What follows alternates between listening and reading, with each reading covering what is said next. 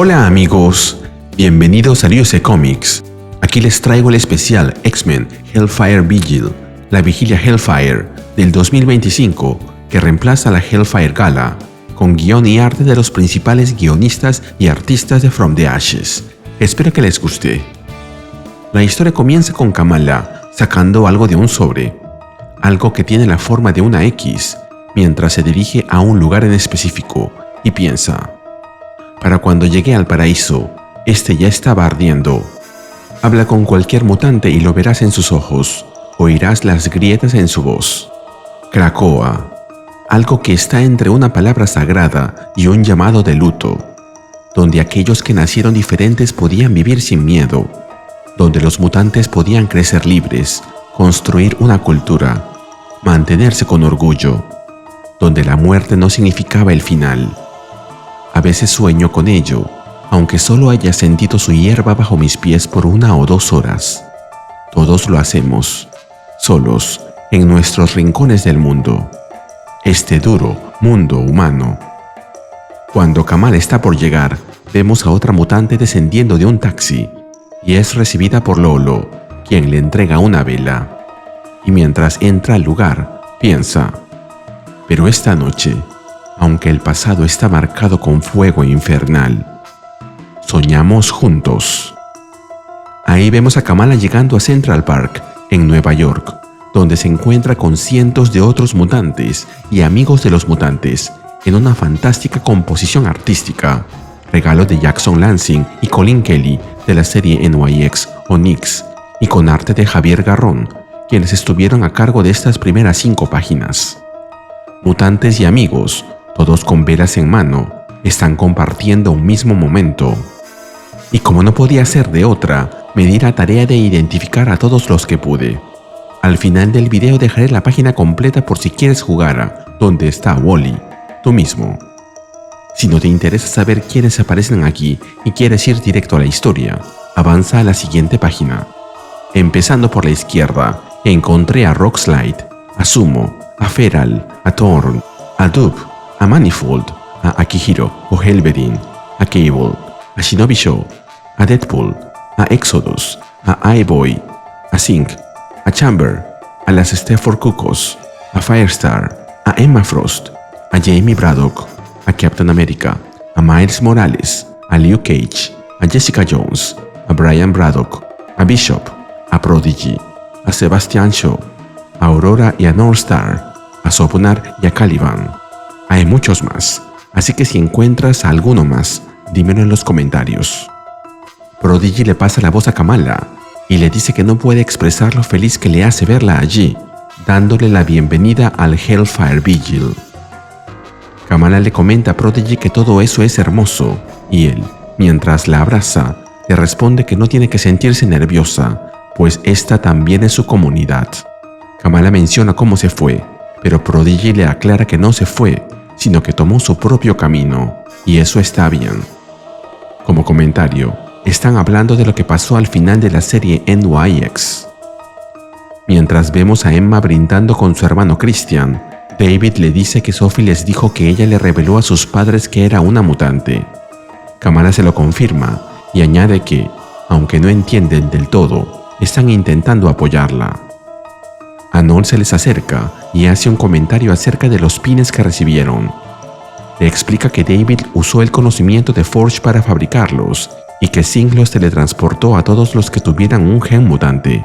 También menciona que gracias a las habilidades de Sobunar y de Local, lograron hacer que los portales de Krakoa volviesen a funcionar, solo por una noche, y se activan gracias al poder del pin. Es bueno saber que Local sobrevivió al final de NYX. Ahí vemos salir de uno de estos portales a Mystique, al parecer recuperada de lo que le pasó en su serie, a Destiny, a Shatterstar y a Rictor, a Forge, a Necra Sinclair, a Beautiful Dreamer, a Bruta Nature, a Longshot y a más mutantes. Anol concluye que usando los pines mantienen la lista de invitados más limitada que en las galas anteriores, porque nadie necesita a Mr. Sinister envenenando las velas ahí, o a Apocalipsis dando problemas en Millennium Park. Kamala pregunta por Millennium Park, que está en Chicago, y Ano le explica que difundieron la noticia de los portales en varios lugares, en Alaska, en Luisiana, incluso en Araco, aunque estos últimos no respondieron, pero que los de Chicago participaron con entusiasmo. Supongo que los de Araco no respondieron porque están ocupados peleando contra Eon the Knife. Laura añade que Allison se unió primero y que todos la siguieron después. Kiden le da un consejo a Kamala: consíguete una amiga que hable de ti como Laura habla de Dazzler, pero Laura le dice que ya la tiene y que se apellida Kuko. Kamala pregunta por Sophie y si le han visto, y Miles le responde que pasó por uno de los portales hace casi una hora. Kamala se sorprende de verlo. Miles le dice que conversó un poco con Sophie y ella comentó que se encontraría con alguien ahí y que la vería a ella después. Kamala pregunta si era una cita y Miles dice que no sabría decirlo. Luego agrega que le contó que no sabe el nombre de esa persona. Tarnish Moodring, responde Kamala. Ese es su nombre de usuario. Se conocieron en el juego Summoner. Mientras caminan, Miles admite que no conoce a muchos mutantes y le pregunta si puede quedarse con ella. Kamala le responde que conoce a una y que ella es igual de despistada que él y que también le gustaría tener a un amigo a su lado. Miles recuerda que Kamala no tuvo la oportunidad de vivir en Krakoa como los demás, así que se debe sentir algo extraña, pero Kamala le responde que, para los mutantes, lo raro es simplemente el inicio. Nos movemos a la fábrica en Merle, Alaska. Estas páginas estuvieron a cargo de Jed McKay, Neto Díaz, de la serie X-Men, y de Sean Parsons. Psylocke le grita a Scott qué es lo que quiere decir con eso de que no irá a la vigilia. Scott se lo repite: no irá a la Hellfire Vigil. Detrás de ellos están Magic, Quentin, Temper, Glob, Jennifer, Beast y Ben. Al parecer, todos menos Ben van a ir. Psylocke le recuerda que como líder de los X-Men, no asistir al evento mutante más grande desde la última Hellfire Gala envía un mal mensaje. Scott responde que alguien debe quedarse vigilando la base, pero Psylocke le recuerda que Ben se quedará porque no pueden arriesgarse a llevarlo con ellos. Recordemos que él, supuestamente, está muerto. Scott finalmente reacciona y le dice que piensa que no hay nada que celebrar. Ellos están luchando por sobrevivir y están perdiendo, como perdieron Krakoa. Le recuerda que Tresca, los Upstarts y One están esperando que fallen y que Ellis y Grey Malkin tienen una espada sobre ellos. Le recuerda que apenas lograron salvar la ciudad, que ese grupo que le hace recordar a la Brotherhood of Mutants, la hermandad de los mutantes diabólicos, refiriéndose a Tresca, reclutó a una joven mutante delante de sus narices, refiriéndose a Robin, la hermana de Piper. Le recuerda que ahora sus enemigos tienen su propio equipo de X-Men, refiriéndose a Schwarzschild, Juice, Galatea y los demás. Y concluye preguntándole si realmente quiere ir a una fiesta en medio de esa situación. Psylocke enfrenta a Cyclops diciéndole que no puede hablarle de esa forma. Él está hundido en su propio enojo y no lo apoyará en eso. Luego llama a Magic para organizar el plan, indicando que Max, Kain y Zorn irán a Nueva York, mientras que el resto pasará por Chicago para ver a Dazzler antes de reunirse con ellos. Luego de que se van, Ben le dice a Scott: «Buen trabajo». «Gracias, Ben», responde Scott. «Era sarcasmo», contesta Ben. «Lo mío también», le responde él. Ben le hace una propuesta. «Entonces, ¿quieres que nos besemos o algo? ¿O vamos a quedarnos viendo pantallas todo el día sin hablar?» Scott solo se retira y Ben lo entiende. Pantallas, entonces. Pobre Ben. Primero lo intentó con Magneto y ahora con Scott. ¿Quién viene después? ¿Hank, Quentin o Juggernaut? Nos movemos a otro lugar. En el espacio, vemos una nave espacial recorriendo el cosmos. Estas páginas estuvieron a cargo de Stephanie Phillips y Roy Mercado, de la serie Phoenix. Dentro de la nave está Jean Grey, Phoenix, quien se mira al espejo mientras piensa: una vigilia es para los vivos, una forma de recordar y honrar, para mantener presente lo que se ha perdido. Esa pérdida fue una de las razones por las que decidí dejar la Tierra. Una decisión que aún creo que fue la correcta, por ahora. Mientras piensa eso, ve algo reflejado en el espejo, la figura de una persona, pero cuando se da la vuelta, no hay nadie. Y continúa pensando. Pero en momentos como este, cuando me quedo sola con mis fantasmas, empiezo a cuestionar si los muertos realmente se han ido. Es algo que he estado cuestionando mucho últimamente con la reaparición de mi hermana Sarah, presuntamente muerta. Como comentario, en la serie de Phoenix se reveló que la hermana de Jean, Sarah, está viva. Jean sale del baño y al no ver a nadie, se dice a sí misma que solo está imaginando cosas, pero una voz le dice que no está sola, que siempre están con ella. Sorprendida, pregunta quién es, mientras la computadora genera una ruta de vuelo y entra en hipervelocidad. Jean le pide al computador que se detenga, pero no funciona. La posición ha sido fijada. Jean insiste en que ella está a cargo, mientras piensa. Sarah era quien amaba todas las cosas paranormales. Yo estaba en secundaria la primera vez que me invitó a una sesión de Ouija. Ella apagó la luz y encendió algunas velas, esas que mamá solía comprar y que olían a pino.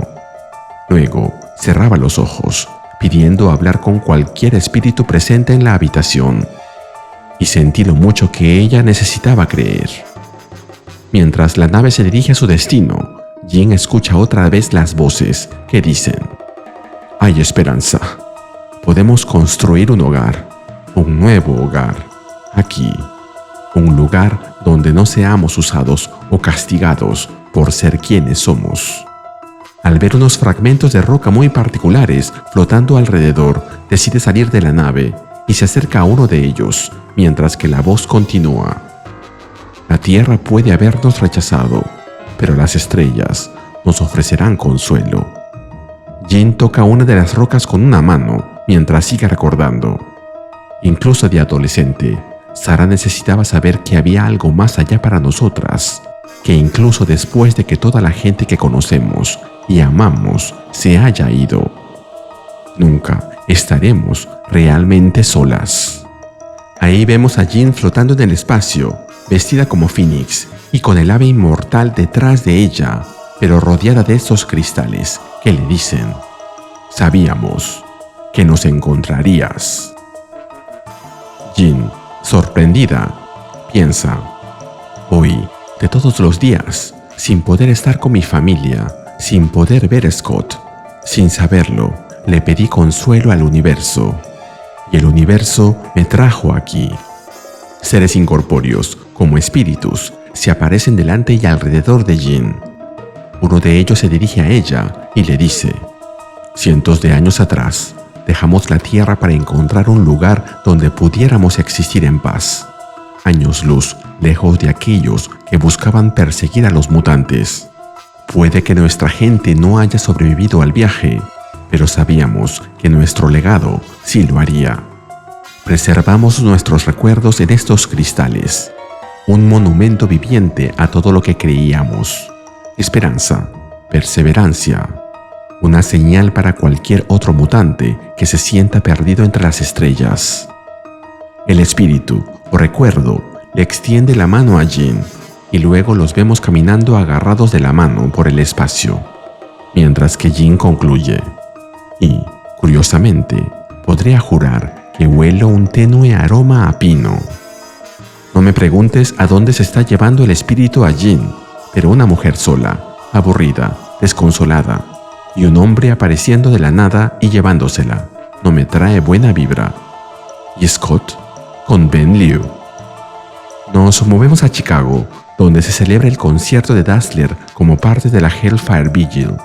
Aquí de nuevo tenemos a Jed McKay, Neto Díaz y Sean Parsons. Glob grita emocionado por Dazzler mientras Quentin comenta que ella es un producto de la industria. Heidi le recuerda que a nadie le gustan los haters, pero Quentin insiste en que a todos les gustan.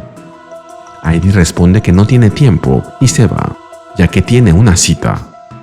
Cerca de ahí, Magic ha llegado junto a los demás. Les dice que se diviertan, ya que ella tiene que irse a otra parte, pero volverá y los llevará a todos a Nueva York. Volvemos con Quentin, quien le pregunta a Glob si cree que cometió un error al terminar con Airi, a lo que Glob le responde que obviamente lo fue. Como comentario, esto pasó en Wolverine and the X-Men número 6, en el 2014. Hank y Jennifer también están ahí. Hank le pregunta a Jen si se siente cómoda, recordándole que es la primera vez que ha dejado Alaska en mucho tiempo. O sea, desde X-Men número 4, donde fue rescatada por los X-Men. Jen le responde que está más que bien, que todo eso es genial. Mientras tanto, Dazzler canta y la música llena el ambiente, interpretando una canción que dice: Me encontraste perdida y asustada, en un mundo de ilusiones. Viste a través de la farsa. Veo la belleza en la bestia. Yeah. La belleza en la bestia. Esta canción podría ser para ti, le dice Jen a Hank.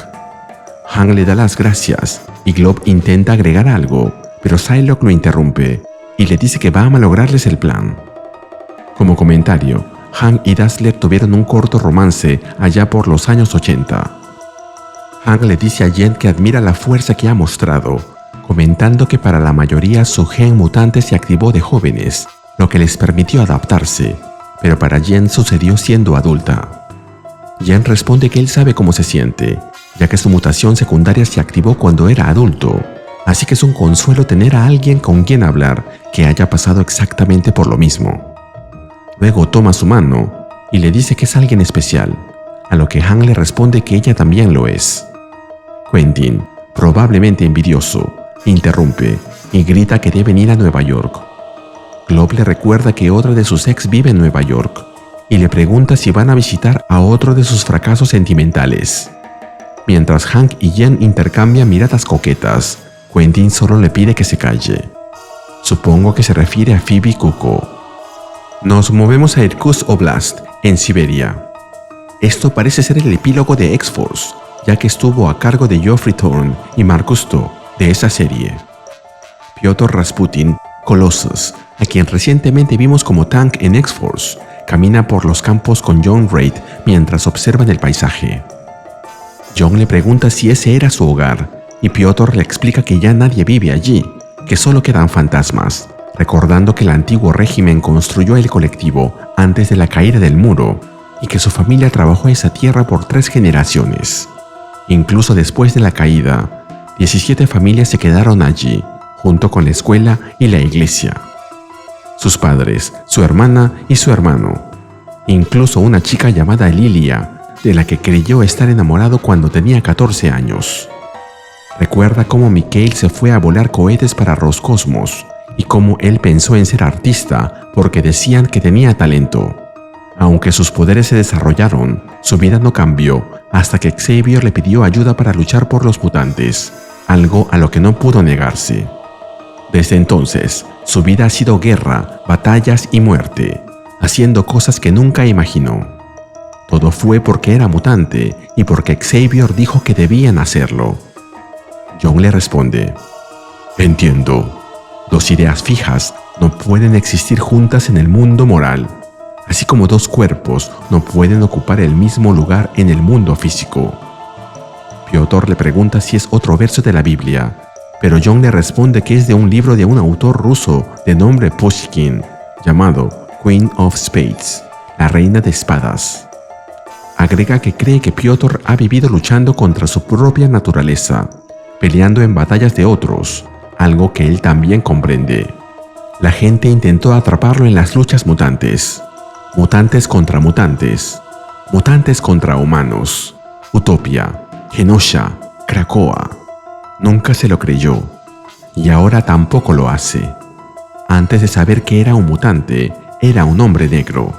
Y antes de entender que era un hombre negro, él ya era él. Le dice a Piotr que nadie debe decidir por su vida excepto él mismo, y que, si otros lo están presionando para ser alguien diferente de lo que es, quizá es hora de que se defienda. Finalmente, John le dice que tiene que irse, y agrega que si alguna vez pasa por Lake Punchakta, tiene una iglesia donde sería bienvenido. Piotr le pregunta si no irá a la vigilia, y John le responde que no. Luego se despide de Piotr deseándole suerte, diciéndole que hay un gran mundo afuera y que debería salir a verlo. y le avisa que su transporte ya ha llegado. En eso, Illyana aparece y le pregunta si ya terminó de estar deprimido, a lo que Piotr le responde que ellos son rusos, no se deprimen, sino que reflexionan. Illyana comenta que él es el más deprimido de todos los deprimidos en el país de los deprimidos, y le pide que le avise cuando termine de jugar con Forge y Sage. Piotr le responde: «Estábamos salvando el mundo». Según Forge y Sage, contesta Illyana: «Estábamos salvando el... Bueno, sí, ya se terminó todo», refiriéndose al final de X-Force. Illyana luego le pregunta si va a llevar su casco a la vigilia, y Piotr responde que sí, recordándole que el casco bloquea la telepatía como el de Magneto, y que los guantes producen herramientas. Finalmente sabemos de dónde sacaba Tang sus armas. No era su habilidad mutante, sino los guantes. Como comentario, esto también explica por qué Betsy y Rachel nunca pudieron saber quién era en realidad Tang, y hasta se preguntaban si era un robot. Illyana acepta, pero le dice que tiene que hacer una parada antes. Y luego abre un portal a Limbo y viajan juntos. Piotr se sorprende al llegar, pero Illyana le dice que lo trajo porque ahí sí puede cambiarle la ropa, y vemos a Piotr recibiendo un traje más acorde al evento. Parece que en la Tierra no pudo hacerlo, porque los trajes de X-Force son resistentes a la magia allí. Illyana le informa que su casco y sus guantes están guardados en su mochila, y que estaba preocupada por él, aislándose de ese modo. Piotr responde que es su trabajo preocuparse por ella, y que solo estuvo alejado un par de semanas. Ella le pregunta cuáles son sus planes ahora que ha vuelto a ser él mismo, y él responde que después de esto, planea dar un largo paseo. Ahí los vemos llegando a Central Park, teletransportados por Illyana. Seguimos con una reunión bastante esperada. Estas páginas estuvieron a cargo de Gail Simone y Luciano Beccio de la serie Uncanny X-Men. Los X-Men de Alaska se encuentran otra vez con los Uncanny X-Men de Luisiana. A falta de Cyclops, Psylocke toma la batuta y saluda a Rogue, la líder de los Uncanny X-Men. Con Rogue vemos a Logan, Jubilee, Gambit y Nightcrawler. Con Psylocke están Quentin, Jen, Glob y Magik. Ambas intercambian cumplidos. Rogue pregunta por Scott y Psylocke le dice que su ausencia no se debe a ellos. Luego señala a sus nuevos integrantes, los Outliers, y vemos a Jeter, Calico y Deathstream ahí. Psylocke pregunta por el alto y delgado, refiriéndose a Ransom, y Rogue le responde que probablemente está ocupado. No sé de dónde sacó Quanon que Valentín es delgado, pero si consideramos que es primo de Roberto da Costa, Sunspot, no me sorprende que esté ocupado. Dazzler entona otra canción que dice: «Di adiós a tus amigos y amantes. Di hola a tu cielo vacío. Es demasiado tarde para ir con los demás. Aquí estoy, aquí estoy». Rogue invita a Gambit y a los jóvenes mutantes a bailar, y les dice que desaten la locura. Becca y Jeter se lanzan a la pista, cogidas de la mano. No sé si esto significa que son pareja, ya que Becca le confesó su amor a Sofía en Uncanny X-Men número 15. A propósito, el vestido de Sofía me parece genial, como se nota que me gustan las asiáticas. Pero Hotaru se queda atrás, junto a Quanon, otra de mis favoritas. Ella le dice: «Creo que Rogue dijo que desatemos la locura de Deathstream». Y Hotaru, fiel a su estilo, le responde: «Esta es mi forma de hacerlo». Y Quanon comenta: «¿No quieres ir a buscar una linda chica para bailar, quizá?» «Nada de lo que acabas de decir tiene sentido», responde Hotaru. «Yo no tengo sentido». Psylocke se lanza al ataque. «Toma mi mano izquierda con tu derecha. Pon tu mano izquierda en mi cintura». Espera, ¿qué? No, ¿qué? Balbucea Hotaru. ¿Ves? Está bien. Y estás bailando, responde Psylocke. Y Hotaru, a quien hace poco vimos como Hades, ahora pone la cara del gato con botas de Shrek y exclama: «Estoy bailando». con una chica. Y si se habían olvidado de Heidi, aquí la tenemos de vuelta. Recuerden que dijo que tenía una cita en una vigilia. Pues el afortunado es Ransom, ese chico alto y delgado. Y ahora que veo cómo lo han dibujado aquí entiendo lo de delgado, por quien preguntó Psylocke. A propósito, al fondo se ve a Vic, Cat's-Eye y Karma. Valentín le dice: Temper, ahí estás. Cada parte de ti. No estaba seguro de que vendrías. Te ves hermosa, como un horizonte. Como comentario, ellos se conocieron en el ataque a la prisión de Grey Malkin que vimos en el crossover de X-Men y Uncanny X-Men, donde su flirteo comenzó. Heidi le agradece el cumplido, mientras que detrás de ellos se ve a Tommy de los Morlocks y a Wolfsbane. Dazzler continúa cantando: no puedo escucharte por el sonido del trueno o las acciones que ellos vilifican. No quiero arrastrarte nunca hacia abajo. Aquí estoy, aquí estoy. Valentín comenta que le encanta esa canción. Suena como una balada, pero en realidad es una tragedia, ya que trata sobre las dos últimas personas en la Tierra después del apocalipsis, donde él la ama, pero ella no lo ama, y sale al fuego y las cenizas, sola. A propósito, aquí a la izquierda se ve nuevamente a Rictor y a Shatterstar, pero con vestimenta, peinados y trajes diferentes de los que salieron del portal. Recuerden, diferentes artistas. Temper y Ransom, después de ese romántico comentario que hizo él, finalmente se besan. Temper comenta que no sabe qué es lo que tienen, pero siente que está funcionando. Mientras Dazzler se cambia de atuendo, Heidi le pide a Valentín que le compre papas fritas y él, muy galante y obediente, acepta. Luego conversan en una mesa. En la mesa del costado están Gentle y Frenzy. Heidi le cuenta que nació en Nigeria y que fue criada como católica.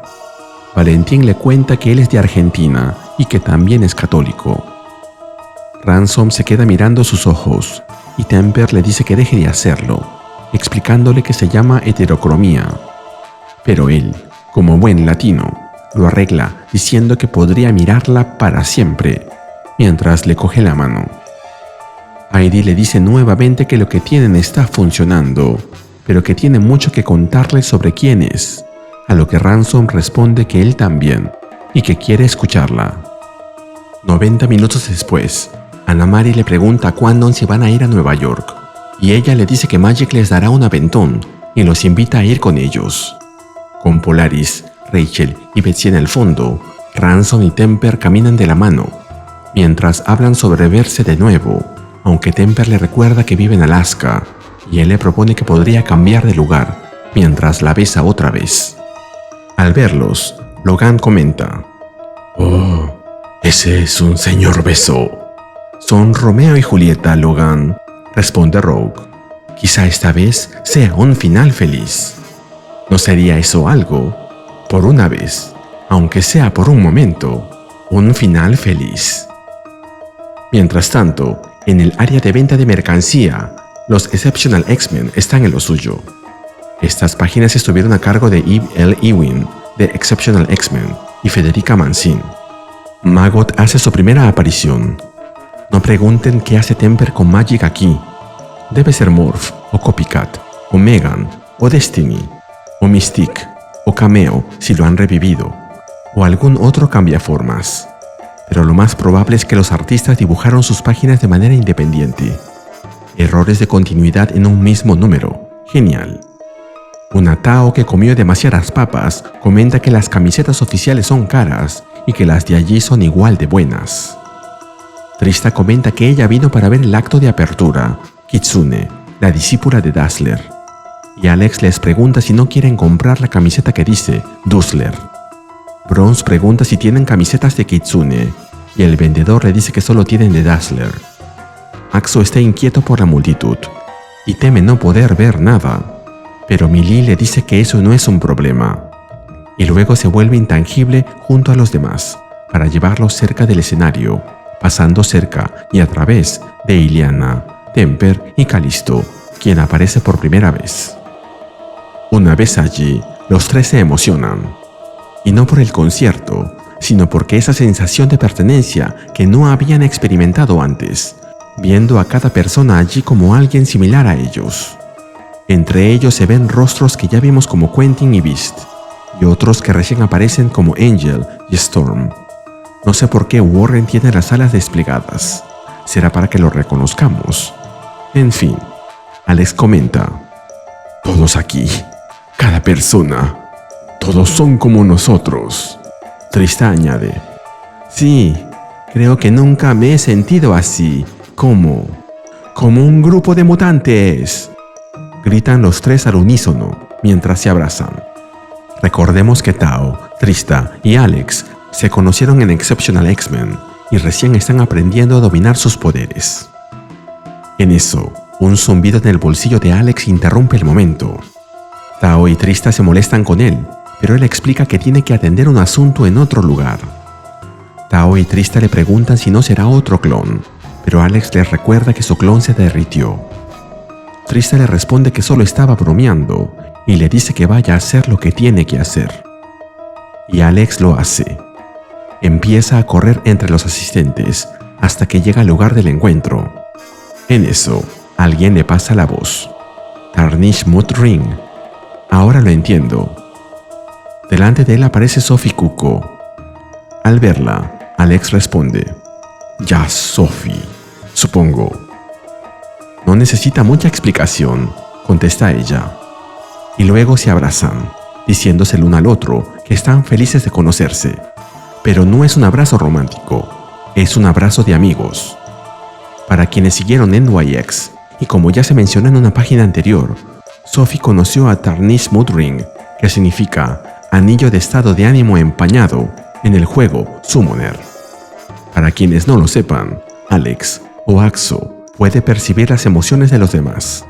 Y si están siguiendo Exceptional X-Men, sabrán que Alex se chateaba con ya Sophie, y aunque aquí recién se revela su identidad, siempre pensé que sería esta Sophie. Hacerte, yeah. Mientras tanto, en otro lugar, alguien le dice a Kitty que se deje de pendejadas. Nos movemos a la taberna de Lulu, cerca de ahí. Kate, o Kitty, Pride, está conversando con Bobby. Bobby le pregunta si realmente no lo va a acompañar, y ella le responde que está trabajando todo el día, muy ocupada. Al ver el lugar casi vacío, Bobby comenta que ese sería un buen momento para un efecto de sonido de grillos si tuviera esa habilidad, ese cri-cri clásico. Bobby insiste en que significaría mucho si ella pudiera pasarse aunque sea un minuto, recalcando que es un día importante. Incluso agrega que Caliban estará allí, buscando convencerla, y que quizá Rachel también lo esté. Ella lo interrumpe y le recuerda la vez que le añadió cereal con azúcar a su matzo brie, una especie de tortilla judía. Bobby responde que sí, y que ella dijo que eso no era tradicional comer en Pascua. Kate agrega que fue el mejor matzo brie que había comido. La tradición es lo que ellos decidan hacer de ella. Ella sabe que ese día es un día de luto, pero esta vez piensa que necesita llorar en soledad. Volvemos al concierto y continuando con los Exceptional X-Men, vemos a Emma Frost por salir al escenario. Pocas veces se le ha visto de negro, pero igual le queda genial el vestido. Al ver a toda esa gente, se lamenta de que Catherine Pryde no haya venido, ya que habría disfrutado de ese momento. Emma comienza su discurso, hablando a todos los presentes con un tono cercano, recordándoles que, incluso antes de conocer sus nombres o de ver el cielo, antes de su primer aliento, había alguien que ya los conocía, su madre. Todos ellos, como hijos de Krakoa, estaban destinados a existir mucho antes de pisar su tierra, unidos no por territorio, sino por ciudadanía o por resurrección. Emma subraya que su vínculo con Krakoa trasciende todo conocimiento, idioma o cualquier otra cosa. Les pide a todos colocar sus manos sobre sus corazones mientras les asegura que, siempre que un solo corazón siga latiendo, Krakoa perdurará. Cerca a ella están la casi omnipresente Temper, Maggot, Frenzy, además de Mirage, Armor y Flourish. Y ahí, desatando toda su energía, Emma Frost alza la voz con fuerza y declara que Krakoa, vive, levantando el puño con determinación. Uno de los mejores momentos de la vigilia. Gracias por llegar hasta aquí.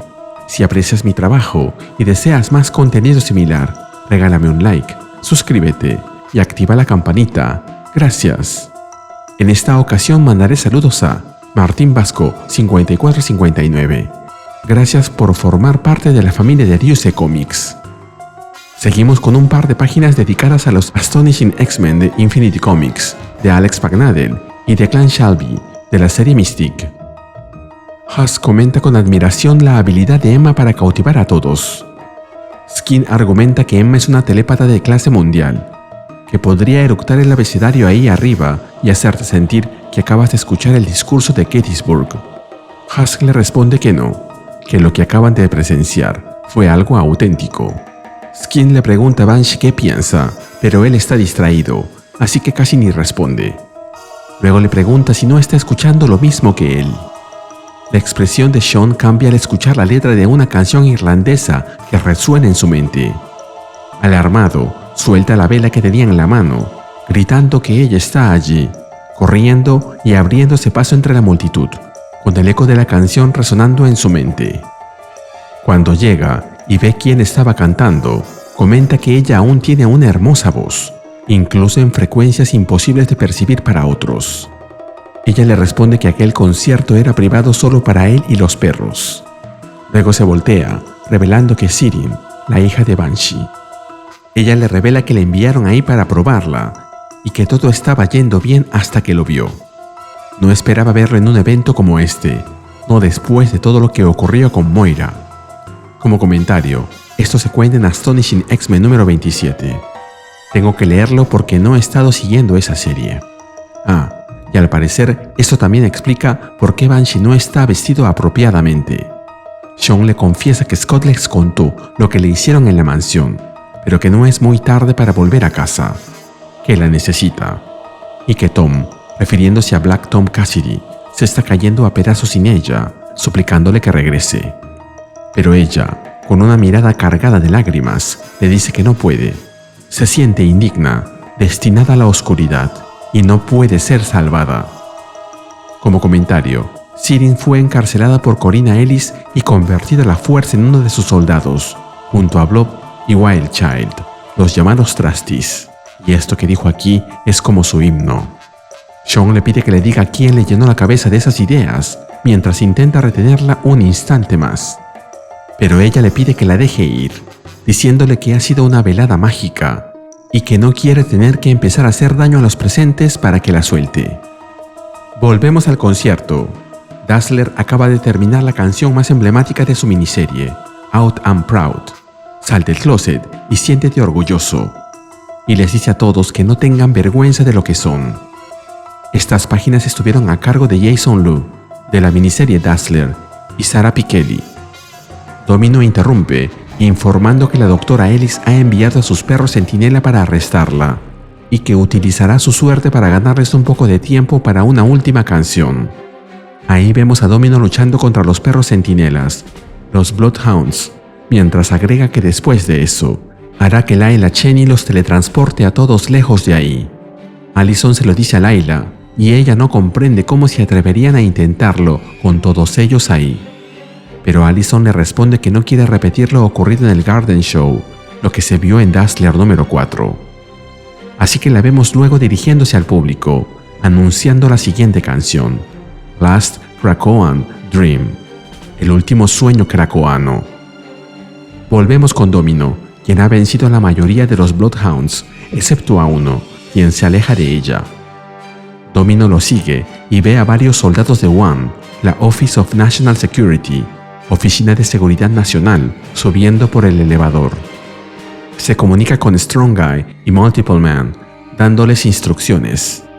Ellos inmediatamente se ponen en acción, mientras que Wind Dancer consigue más información. Y como pasó en su miniserie, Dazzler continúa cantando, mientras piensa que está cansada de pelear, que cantar es su manera de resistirse, y que agradece tener amigos que luchan con ella. Esta última canción empieza así. Teníamos nuestra propia tierra, tal como Charles había planeado. Allí florecimos, todos los mutantes, mano a mano. Supongo que si has llegado hasta aquí es porque te interesa enterarte de todo. Es un video largo y le he puesto bastante cariño para averiguar lo más posible. Así que leeré un poquito de la letra de la canción, para todos los que extrañamos Krakoa. Si necesitas escapar, estás solo a un salto de puerta. Hablábamos en códigos secretos, brillábamos y resplandecíamos en ese tiempo perfecto, como si no debiéramos nada en absoluto. Mientras canta, Dazzler piensa que todos deben saber lo que les fue arrebatado, pero que siempre permanecerá en sus corazones. Y la canción sigue. Esto fue solo para nosotros, amantes. Mientras tanto, Strong Guy y Multiple Man persiguen a los soldados de One. Aunque piensan que los han perdido, Wayne Dancer les dice que están debajo de ellos, así que saltan del puente y los encuentran. La canción de Dazzler continúa, invocando recuerdos de tiempos en que los mutantes bailaban bajo la luna azul, viviendo sin prejuicios y dejando atrás sus temores. Habla de noches de Hellfire, en las que se reunían con dignidad bajo las estrellas, creyendo que todo era perfecto.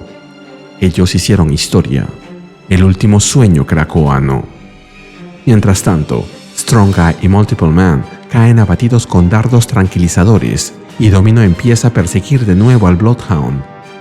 Ya con la canción por terminar, Dazzler piensa: Krakoa hizo maravillas por nosotros, revivió viejas amistades después de vivir un infierno, nos hizo superar nuestro potencial, hacer descubrimientos científicos, y arriesgamos nuestras vidas para protegerlo, porque había quienes querían vernos arder en él. Dazzler continúa su presentación junto a su banda, repitiendo el coro del inicio, que no voy a repetir, excepto la última línea. Krakoa was for lovers. Krakoa era para los amantes, porque es la misma frase que lleva Douglas Ramsey, Cypher, ahora conocido como Revelation, el heredero de Apocalipsis, en su camiseta en la serie de los X-Men. Justo cuando termina, ve a Lyle en el suelo y a los soldados de One ingresando. El perro centinela la ataca por detrás, derribándola, y un soldado le dice: Alison Brer, tengo una orden de arresto contra ti por 10 cargos de imprudencia y negligencia. Traigan al alcaide. Ahí aparece un holograma de la doctora Ellis, que agrega: Buenas noches, señorita Blair. Tuvo una gira mundial muy ocupada. Tenemos un lugar especial para ti en la prisión Greymalkin. Nuestros prisioneros podrían usar un poco de entretenimiento. Sharker es la primera en protestar, junto con Wayne Dancer, mientras que Domino entra de escena, aunque un poco tarde. Parece que esta vez no la ayudó su suerte. Los demás mutantes del público, como Pixie, Northstar y Rockslide, se quejan, pifian y rechiflan, pero nadie hace nada. Y Dazzler misma quiere que las cosas sean así. Les pide a Domino, Sofía, Sharker y a todos que mantengan la calma, afirmando que no desea más violencia de parte de ellos o de sus fans. Reconoce que ya han vivido demasiada sangre derramada, pidiéndoles que, por ella, recuerden cuán bien estaban antes y que recen para poder recuperar ese sentimiento algún día. Y luego, los de One se teletransportan fuera del lugar, llevándose a Dazzler a la prisión de Greymalkin, donde se unirá a Blob, Sirin y Wildchild. Nos movemos a El Cairo, en Egipto. Estas páginas estuvieron a cargo de Murewa Ayodele, de la serie Storm, y Luciano Vecchio. Vemos a Storm recordando su pasado, cuando era niña, compartiendo momentos felices con Ndare, su madre, y luego el momento traumático en que su madre muere frente a ella. Luego la vemos 2 horas antes, en órbita sobre la Tierra, derramando unas lágrimas y diciéndose a sí misma: Madre, voy a ser madre. Como recordarán, Ororo y Logan pasaron la noche juntos en el número 3 de la serie Storm, antes de que fuese a encontrarse con Doctor Doom. Nos movemos a un poco después, en Atlanta. Ororo se encuentra en una farmacia. La cajera le entrega un test de embarazo, anunciándolo en voz alta frente a todos. Ororo, con calma, le pregunta si siempre anuncia las compras de sus clientes de forma tan ruidosa. La cajera, con indiferencia, responde que solo lo hace cuando le resulta embarazoso al cliente, mientras le cobra los $6. Storm le explica que entiende que alguien puede tener un mal día, pero que empeorar el día de otra persona nunca es la respuesta correcta. La cajera no le hace caso. Al alejarse, la cajera se burla en voz alta de otro cliente, quien ha ido a comprar una crema para sus hongos testiculares, lo que hace que Ororo, con sus ojos brillando con rayos de energía, se vuelva hacia ella y le grite: «He conocido maníacos genocidas que hablan con mejores modales que tú. ¿Qué esperas ganar tratando de avergonzar a un niño por su condición? ¿Acaso tu madre nunca?» Pero la escena se corta ahí, porque nos movemos al Storm Sanctuary, el santuario de Storm, en Atlanta, en el presente. Parece que la vigilia ha terminado, ya que vemos a Callisto, Mirage, Gentle, Frenzy, Manifold, Flourish y otros como Jumbo Carnation, Gateway y Aveni regresando. Y hay un after party, o más bien un after vigilia, con comida y bebida. Un mutante que no reconocí le pregunta a Maggot, quien está ayudando como staff junto a Saucier, si él no es ese tipo que come cosas repugnantes, como material fecal y basura, y luego las excreta como comida, y se pregunta si así es como se hicieron todas esas comidas. Maggot intenta decirle que se equivoca, pero el tipo lo interrumpe y le pide 3 de cada plato. Luego vemos a Ororo dirigirse a todos y decirles: «Mis hermanos mutantes, recuerdo cuando nos reunimos así por primera vez. Estábamos rodeados de tanta vida vegetal como hoy. Fuimos testigos del nacimiento de milagros, pero no podían vivir con nuestra grandeza, así que rompieron nuestra nación y nos obligaron a dispersarnos al viento. Pero llegaron demasiado tarde. Ya habíamos alcanzado la grandeza. Ahora, no importa cuán mal estén las cosas, nunca nos consideraremos menos de lo que somos. ¿Por qué? Porque recordamos a Krakoa, recordamos nuestra grandeza. Aunque separados por tierra, seguimos unidos en nuestros actos de memoria. Así que les digo, hoy y para siempre, nosotros recordaremos», gritan todos al unísono. Volvemos con Ororo, supongo que después de la comida. Ella está sola, observando la prueba de embarazo mientras sus lágrimas caen. El resultado es negativo. No está embarazada. Sentada en la bañera, aún con la ropa puesta, siente que lucha por un futuro que siempre parece sombrío, como la lluvia que nunca deja paso al sol. En eso, Eternity se dirige a ella y le dice: «No hago esto porque me importen tus desafíos mortales. Hago esto porque soy Eternity y ni siquiera cuestiono mis mismos caprichos. Hago esto porque me niego a tener una huésped que pierda la esperanza en un futuro por el cual valga la pena luchar cuando se acerque la gran batalla contra Oblivion. Por un breve momento, Ororo Munro, te regalo mi visión. Por un breve momento, tu visión será liberada de las cadenas del tiempo». Y vemos los ojos de Ororo unirse con el infinito. Eternity concluye: «Por un breve momento, conoce la alegría». Nos movemos al futuro. Frente a Ororo se aparece una niña de ojos azules brillantes, quien se presenta con alegría. Demuestra la fecha y la hora para que Storm recuerde ese momento en el futuro. El 16 de junio a las 6:16 de la mañana. 616, 616. Luego menciona su cabello y añade que a ella siempre le gustó su cabello, aunque ella hubiese querido heredar el cabello de Ororo. Lo heredó junto con los colmillos de su padre. Aunque los ojos son de ella, los poderes, sin embargo, son de ambos, y eso la protege de problemas en la escuela. Finalmente, la niña le dice que le pidió que le dijera su nombre, Furaha, y luego vemos a Storm, en el presente, llorando, al parecer de felicidad. al ver lo que vendrá para ella. Ahora, ya mencionamos a Logan, ¿no? Otro candidato para padre sería T'Challa, puesto que ya se los vio amistándose en la serie de Avengers, aunque para tener colmillos tendría que haberse quedado con los que tuvo cuando fue vampiro. Sin embargo, lo veo complicado, ya que creo que él no tiene poderes innatos. Drácula es otro, ya que Ororo tuvo algo con él hace tiempo. Y otro podría ser Hadad, el dios de la tormenta que apareció hace poco en la serie de Storm, aunque no sabemos si tiene colmillos. Apostaría a que es Logan.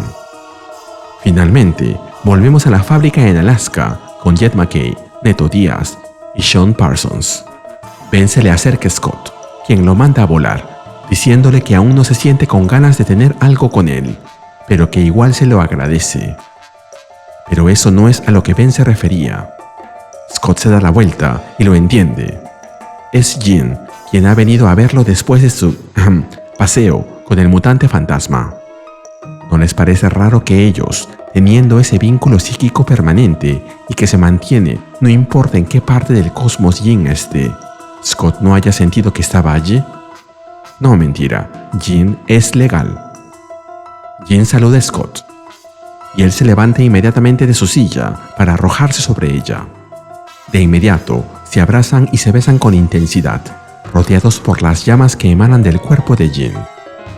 Scott le pregunta qué está haciendo allí y Jean le recuerda que es la vigilia Hellfire. Scott le dice que lo sabe y que ha estado tratando de olvidarla.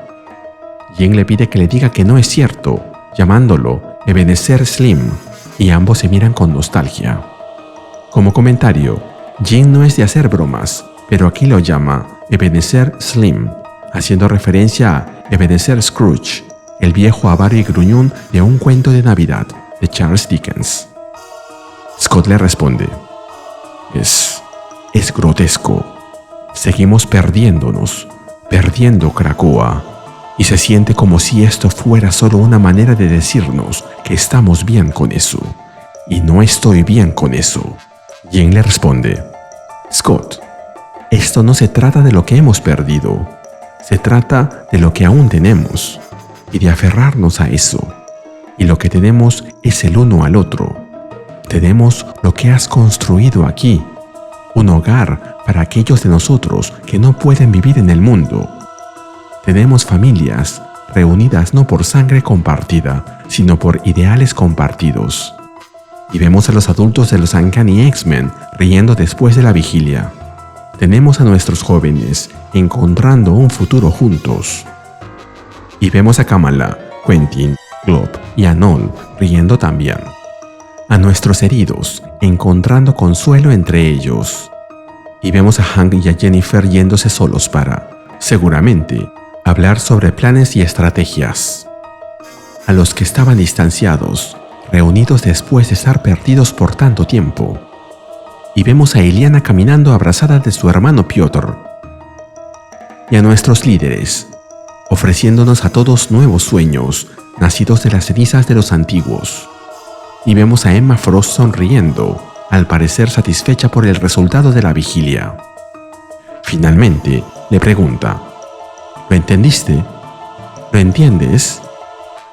Al parecer esto hizo que Scott cambiase de opinión, aunque muy tarde, porque la vigilia ya acabó.